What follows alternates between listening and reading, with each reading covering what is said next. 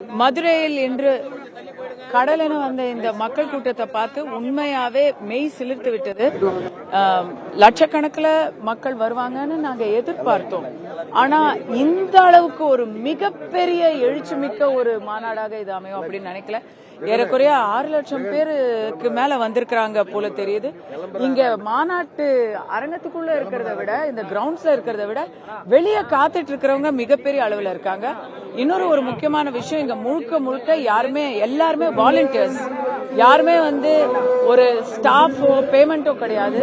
வழி நெடுக தண்ணி பாட்டில்ஸ் கொடுக்கறது, அதுக்கப்புறம் ஏதாவது அந்த மாதிரி முருகன் இதெல்லாம் படங்கள் விநியோகிக்கிறது அப்படின்னு ஒவ்வொருத்தரும் ஒவ்வொரு ஆன்மீக செயலை செஞ்சுக்கிட்டே வந்ததை நம்ம போது. இதெல்லாம் பொதுமக்கள், யாருமே கட்சி சேர்ந்தவர்கள்லாம் இல்ல.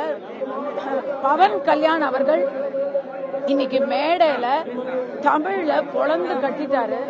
அவருக்கு அவருடைய முருக பக்தியை நினைச்சு நிஜமா சொல்றதுக்கு வார்த்தையே இல்ல.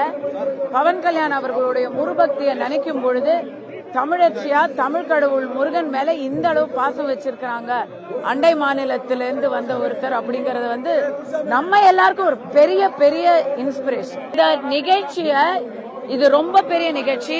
நான் கும்பமேளாவுக்கு போயிருக்கேன், நிறைய ஆன்மீக நிகழ்ச்சியில கலந்துட்டு இருக்கேன். ஆனா ஒரே நாள்ல இத்தனை பேரை இங்க இப்படி ஒரு சின்ன ஒரு கான்ட்ரோவர்சி கூட வராம அவ்வளவு பர்ஃபெக்டா ஒரு நிகழ்ச்சியை நடத்தி முடிச்சிருக்காங்கிறதுக்கு இந்து முன்னணிக்கு ஒரு பெரிய சல்யூட்.